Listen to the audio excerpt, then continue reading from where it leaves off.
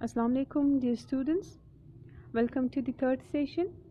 It's Unit 3 Variations, and today we have to continue with the same topic, Theorems on Proportions, which was already discussed in the previous class.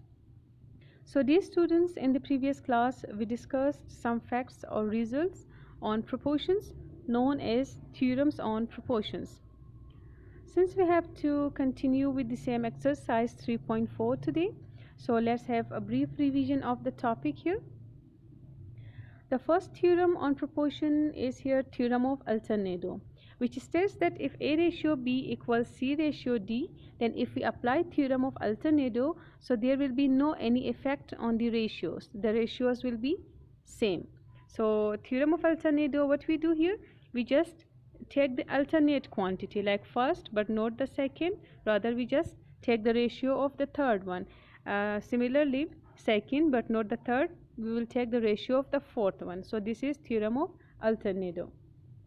Next is Theorem of Invertendo. These are the Latin words, but we can refer invertendo with inverse, that if we just go with the inverse process here, that the inverse of A upon B is B upon A and C upon D is D upon C. So if we apply Theorem of Invertendo or by inversing the ratios, so there will be no any effect on the ratios. The ratios will be same. Next is Componendo. In Componendo theorem, we just add the denominator in the numerator, so again there will be no any effect on the ratios. These theorems have been proved in the previous lecture, so just we will go with a brief revision here. The fourth one is dividendo. The difference between componendo and dividendo is that in componendo we will go with the addition, whereas in dividendo we will go with the subtraction of the second quantity from the first. The last one is componendo and dividendo. If we just divide the componendo and dividendo theorems, so we will get as a result the combination of componendo and dividendo. Like B and B will get cancelled and D will get cancelled by division, so we will get this theorem. So this is the combination of both of these. Okay, here is that where we can apply this componendo and dividendo theorem. A question may arise in your mind that where we can apply this, why we study this.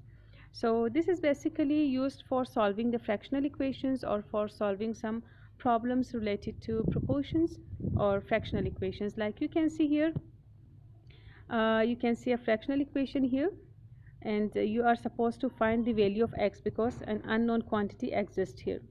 So this equation can be solved by a method that you have been doing, by means shifting the denominator or by eliminating the fraction, but it will be a lengthy process.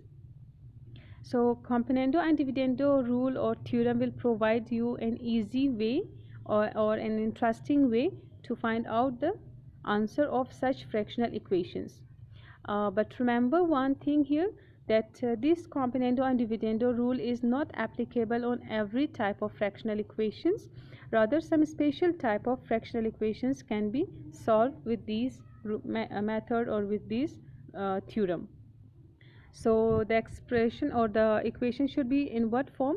If the numerator and denominator are same, but the only difference is plus and minus sign, so this theorem is applicable there. So in future or anywhere when you will come across such type of fractional equations, then you can solve it by applying componendo and dividendo rule. Let's begin with the exercise that what question number 2 states here, that using theorem of componendo and dividendo, find the value of. Here it is said that we have to apply this theorem and we are going to find the value of this expression. You can see here the value of this, and we are given some additional information that if x is equal to 4yz divided by y plus z. By using this information we are going to find this value. So let's write it here, that how we can use it in order to find the value of this given expression. So you can see that what you need here, x and 2y you need. So here you have to see that you have x here, and with x what you need, 2y. So let's see, at this side of the equation we have y and we have 4. If you factorize 4, so 2 2's are 4. So you can write this 4y in this form, 2y and 2z, because 2 2's are again 4 and y and z as it is.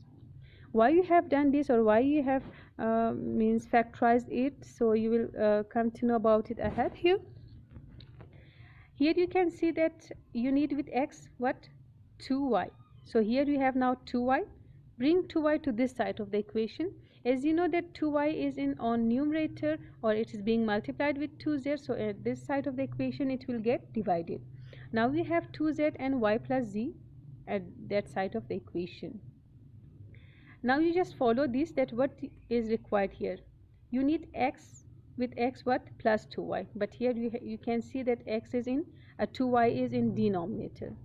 Here now you can apply the theorem of componendo and dividendo to get this one. See, because the same expression is added and subtracted to this x or this term. So here we will apply theorem of componendo and dividendo. By this what we will get, x plus 2y, as we know that we add the denominator here 2y and we subtract here, it's a plus b and a minus b. If this is a and this is b, so a plus b, a minus b. Same procedure will be done on the next side of the equation, 2z plus y plus z and 2z minus y plus z. It's must to put the bracket because this minus sign will be with both the terms then. Okay, let's go with the simplification here, minus y plus minus minus z. Now you can see that the like terms can be added here. As you can see that y is written as it is, 2z plus 1z. How many z? 3z. Okay, here you can see 2z and minus z. So how many z? 2z. And minus y is here. You cannot solve it ahead because these are different terms. So you can make it equation number 1. Now you have found the value of this expression till here. You can see x plus 2y, x minus 2y, and this is the value. This is the second part of this. You have to find the value of x plus 2z as well. So again you just write this information which is given, or this additional information here. Now again break up it, 2y into 2z form, because you need what this time, now you need 2z. So now whatever is required, you just bring it to this side of the equation. In here you need 2y, so you brought 2y to this side of the equation. Here you are required to find 2z, so you can bring 2z to this side of the equation. 2z is being multiplied here, it will come with division sign, and now you will go ahead with this. Here again you can apply theorem of componendo and dividendo to get plus 2z and minus 2z, and here again plus and minus, the same denominator you are adding and subtracting here. Okay, by simplification of bracket you will get minus y and minus z. So 2y plus y, how many y? 3y plus z, and 2y minus y, it's subtracted, so 1y you will get, and minus z is written as it is here. Now you can see here that you have found the value of this as well, and you have found the value of x plus 2z as well, but you are required to find the sum of this, means the value of the sum of this. So next step will be that you are going to add these two equations, adding equation number 1 and equation number 2. So left hand side should be added with left hand side, and right hand side should be added with right hand side. You can see x plus 2y, x minus 2y, it will be added with x plus 2z and x minus 2z, and left hand side here you can see right hand side, and here the right hand side of this is added. Now it is combinedly we can find the value of this expression. So here you can see that z minus y and y minus z. There is just only what difference, that here subtraction minus sign is with y, and here minus sign is with z. So for taking LCM, if the denominators will be same, so it will be easy for us to take the LCM. So it's better to make the denominator same. If you don't make it same, again you can solve it, but it will be a lengthy process. So let's make the denominator same by making by taking minus common here. If you take minus common, so what will be, the sign will get changed, and here you will get, it was here you can write a minus sign because y is with plus, so here you can write a minus sign, and with z it was plus, so you can write minus sign. If you multiply it again, minus minus will give you plus, and minus plus minus will give you minus. Okay, I hope that the sign means taking common is clear for you. Here now you can see that this plus and minus can be written here, and now you can write z first and minus y later. So you can make the denominator same. If you don't like this method of making the denominator same, so you can go with the taking LCM with the same denominator.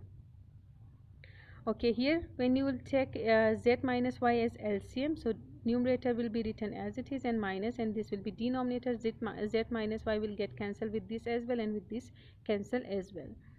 Okay, here now you can go with further simplification. You can see here that 3z minus z, how many z? 2z. It's written first z because 3 is with a plus sign, so better to write the positive value first. Minus 3y and plus y will give you minus 2y. So here again you can simplify it by taking 2 common here, and you can see that this and this will get cancelled, and you will get the value of that expression equal to 2. Here we are done with this. This is a different question we will do when we will do the some other parts, then it will be clear for you. Let's go with the third part of the same question too. Find the value of this expression. You can see here that we are supposed to find the value of this expression, and what in additional information is given, that if x is equal to 12ab divided by a minus b. So let's write this additional information here, and using this we are going to find the value of this expression. So now we can see that how we can convert this expression in this form. We have to work upon it. Here you can write x is equal to, or is written. Now see, you need 6. So you are going to factorize 12 such that you get 6. So we know that 6 2s are 12, so we can write 6a into 2. Why we are selecting 2? Because 3 and 4 can also be 12, but we are taking 6 because we need 6 here. So therefore 6 2s are 12, and a and b are written as it is. You need a with 6, therefore a is written with 6 here. So now you can see here that x is here, and you need with x what? 6a. So 6a should be brought to this side of the equation, and it will be in division then. Then 2b and a minus b is left there. So here we can apply componendo and dividendo theorem by taking the sense of this. Or okay, x plus 6a and x minus 6a, a plus b and minus a minus b, we are applying theorem of componendo and dividendo. And similarly on the next side, 2b is the numerator, and what is the denominator? A minus b. Denominator is being subtracted and being added as well. Okay, here let's go ahead. Here you can see minus sign, minus a and minus minus will give you plus. So let's see that 2b minus b, 1b and plus a is written as it is. 2b minus b, 2b plus b, how many b? 3b, and minus a is written as it is. Okay, now see here we have gone with addition, x plus 6a first. You can directly apply means minus first and x plus 6a in denominator. But if you have done like this, so what is required here? Minus is first, then minus in denominator and plus in a, minus in numerator and plus is in denominator. So here we can apply theorem of invertendo by taking the inverse of this, as we want this one. So we will take the inverse, x minus 6a in numerator and x plus 6a in denominator, and same here we will go with the inverse process of right hand side as well. We have applied here theorem of invertendo because of this. Next is, okay, here I think there is a mistake in your book. It's plus, I think, and this is minus. Fine. Okay, let's go ahead with, now we are supposed to find this expression. So let's again break up 12 into 2 and 6. Now you can see here that b is with 6, so here we have written b with 6, and 6b is shifted to this side of the equation, and it's written as it is. Again we have applied theorem of componendo and dividendo here, plus 6b and minus 6b, and again we have gone with the same procedure, 2a plus a, how many? A, 3a, and here we can write, okay, minus b it should be then, because here it is 2a. Okay, if it is plus a minus b, let's rectify the mistake, plus a minus b, so it will be then minus b, 3a minus b, and in denominator we have a plus b. This is equation number 2 here. As we cannot simplify it ahead, so we will stop here because these are the different terms. Now what we have to do, we have to subtract this. What is the sign between this? Subtraction. So we have to subtract the first and second equation. Here it is written subtracting equation number 2 from 1 we have. So let's write equation number 2 from equation number 1. So equation number 1 should be written first. It's here. Then we have equation number 2. It's being subtracted from equation number 1 here. And you can see this 3a minus b. So it's rectified here. 3a minus b is written here.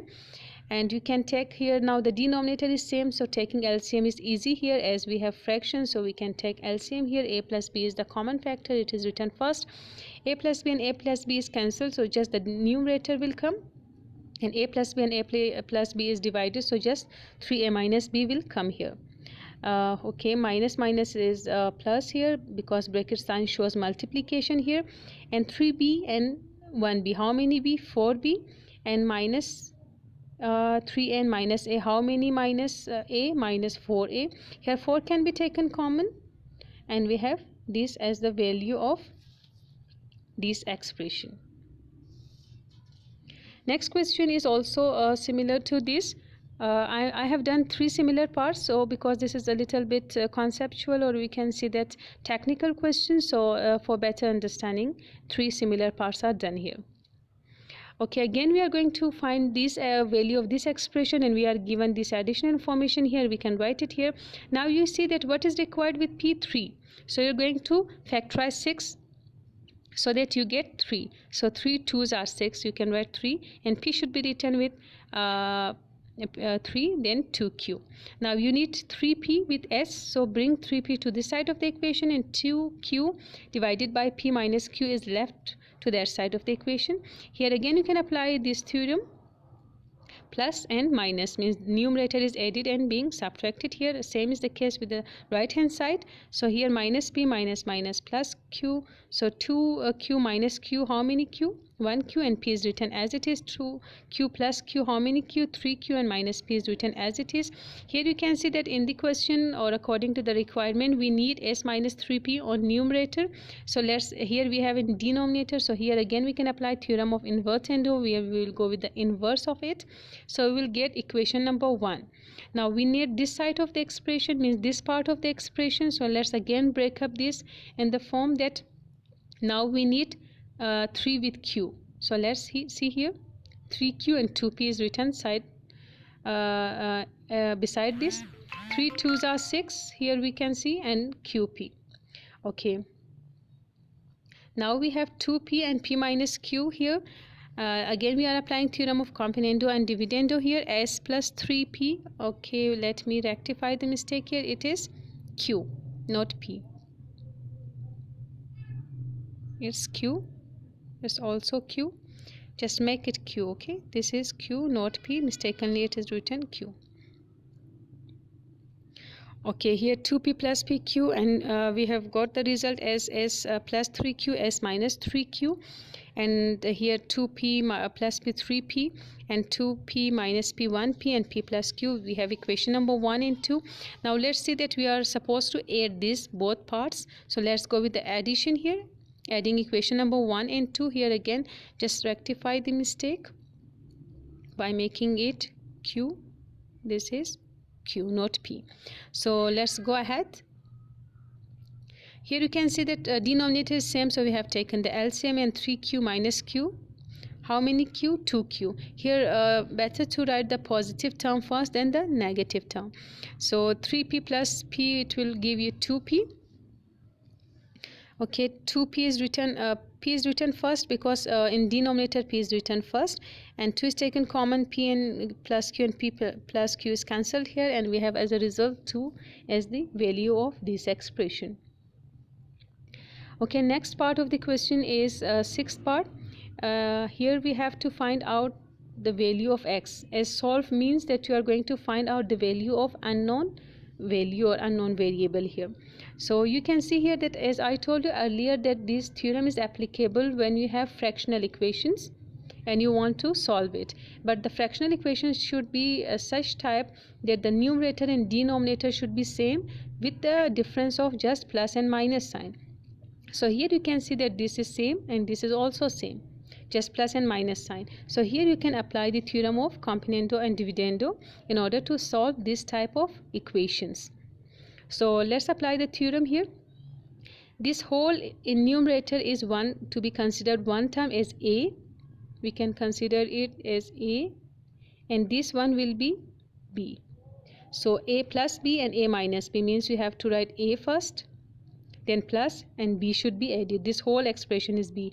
Then again a is written, the numerator and minus. Now the denominator should be subtracted, means a plus b and a minus b. Same is the case 12 plus 13 and 12 minus 13, a plus b and a minus b, as you are applying theorem of componendo and dividendo here. Okay, here you can see that since you have minus sign here, so plus minus minus, the rest are written as it is, brought down as it is. Now you have to go with a further procedure here. You can see that this can be cancelled here, as one is with positive and negative, and here you can cancel this term.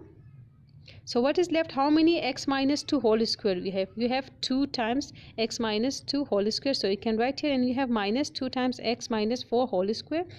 Okay, here you will get minus 25. Minus and minus will get cancelled here. So you will just get the positive expression here. Now you want to find the value of x here. And above x you have square. So you cannot find the value of x until and unless the square is eliminated. So you can eliminate the square by taking square root. So let's take square root on both sides of the equation. When it is taken, so we'll have two answers, as square root minus minus can also give you plus. So therefore plus minus will be plus minus 5 will be the value of this expression. Let's solve it ahead by taking it once with plus and once with minus sign. Since it is quadratic equation, so it will give us two answers here. So x minus 4 is being divided here, it will get multiplied to this side of the equation, and when we will solve ahead here, x minus 5 will be shifted to that side of the equation. It will get plus 5x, and 2 plus 20 will give you 22. Here you want to find the value of x, so 6 should be brought to this side of the equation, and it will be in division.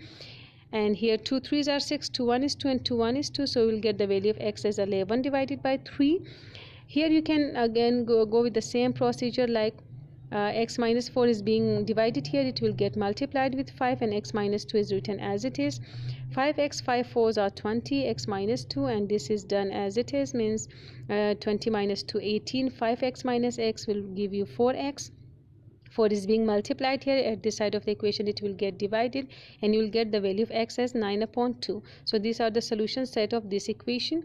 If you solve this equation by any other method or by expansion of these brackets, like you can apply the formula here, so you can have the same answers, but it will be a lengthy process. So by applying theorem of componendo and dividendo, you can have this answer easily. Next is also similar to this part, but it is done for better understanding here. Again, we can have the same expression in numerator and denominator, so we can apply theorem of componendo and dividendo for the solution of this type of equations. So here this is a plus b and a minus b, means the same 1 plus 3 and 1 minus 3. Here you can see that again the unlike terms are added here as 2x square plus means you are going to add the coefficient. How many radical x square plus 8p square we have? So 2 times, and minus 2 times we have here, and these terms can get cancelled here. 4 when divided by 2 will give you minus 2, and here you can cancel minus with minus sign and 2 with 2, so you will just, okay, let me cancel it for you. For here you can cancel minus with minus sign, 2 with 2 will get cancelled, and you will just get this as a result. Let's go ahead. Here you can see that we have square, so square root can be cancelled by taking square on both sides. So square root is cancelled here, and it was 2, so when we square it, so it will be 2 2s are 4. So x square minus p is being divided, it will get multiplied with 4, and 4x square minus 4p square, x square plus 8p square. Here like terms are shifted to one side of the equation as minus x square and plus 4p square. So when 4x square minus x square, how many x square? 3x square, and 4 plus 8, how many p square? 12p square.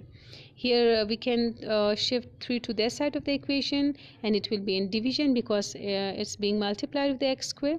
So we'll get the value of x as plus minus 2p.